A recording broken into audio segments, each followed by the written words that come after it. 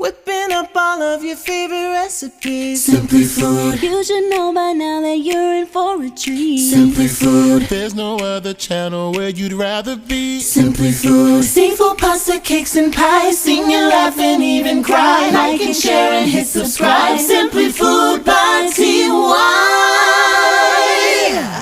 Hey, what's up, y'all? It's your boy, Simply Food by TY, and today we are going to be going down to the deep south, honey, and we are going to make ourselves a buttermilk pie. And bitch, when I tell you this pie is everything, let's just jump on into it.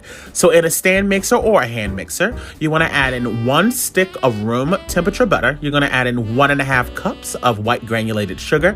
Now, of course, do as I say, not as I did. And please make sure that your butter is room temperature, because you see how my butter just acting the fool? It's because it wasn't at room temperature. Trust me, do yourself a favor, have it at room temperature. It'll make your life a whole heck of a lot easier, okay? Now we're gonna add in 4 tablespoons of sweetened condensed milk.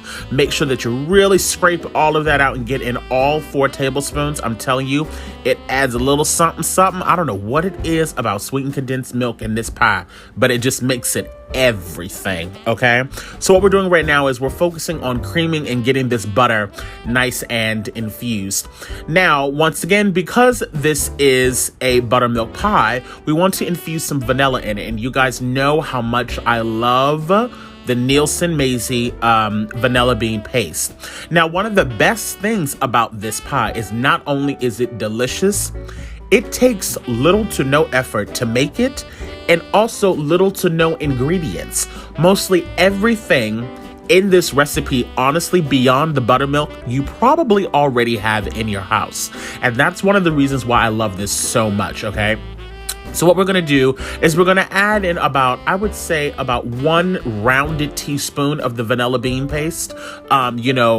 I would suggest, once again, because this is a pie that does not have a lot of ingredients in it, it is really important that you're using the best products, the best quality products, I should say. So, if you can get your hands on a jar of that vanilla bean paste, I'm telling you, it will step your game up when it comes to your baking. And when you're doing something like this, where there's not that many ingredients, you want to make sure that all of the elements that you're putting in it are delicious so that it tastes bomb, okay? So now we're just scraping down the sides, once again, making sure that we're getting everything nicely, fully incorporated.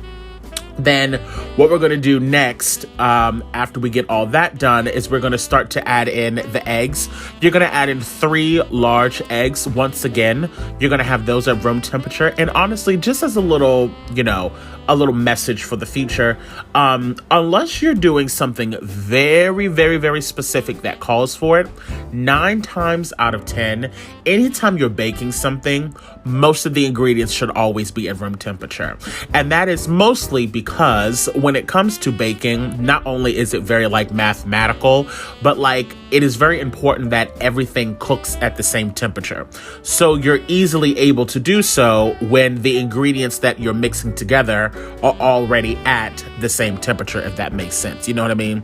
You don't want to bake something that's supposed to go into the oven slightly already kind of warm, but then you're adding in cold ingredients. Or you don't want to put something in the oven that's supposed to be freezing cold when it starts to bake, but yet you're putting in ingredients that are too cold. Honestly, I don't even know when I tell y'all, my mouth is watering that I'm literally rambling. Look, you know what the hell I'm saying. Make sure your ingredients are room temperature, okay? Now look, now we're gonna put in some allspice. I put in about 1/8 of a teaspoon. If you're not good at freehanding it, do not freehand it. Don't put too much damn allspice in this pie, okay? Now we're gonna add in our beautiful, beautiful 1 cup of our buttermilk. Once again, because the buttermilk is the star of the show, make sure that you are getting yourself some premium quality buttermilk. Do not add any more than 1 cup. I know it might not seem like a lot, but let me tell you, 1 cup of that buttermilk goes a long, long way. Now, just so you guys know, as a heads up, This will make you one pie. So if you want to make multiple, of course, go ahead and double the recipe, of course.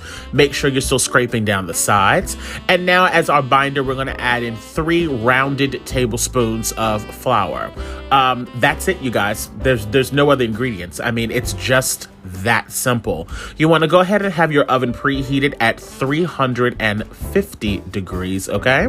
Now, what we're going to do is we're going to bake this in the oven, I would say, for roughly about 55 minutes to an hour. Now, I'm going to be making 2 of these. That's the reason why you see me with 2 shells out. I'm going to go ahead and make another batch because I decided I'm going to give one to one of my friends. But just know that this recipe only makes 1 pie, okay?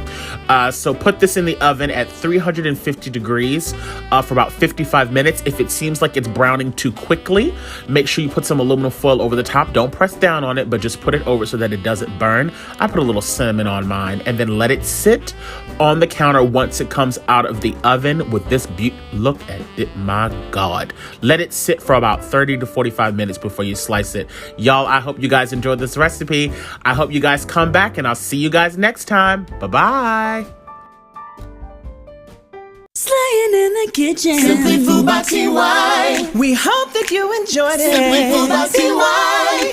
If you haven't took the time, make sure you subscribe. Thanks for watching. Thanks for watching. Thanks for watching Simply Food.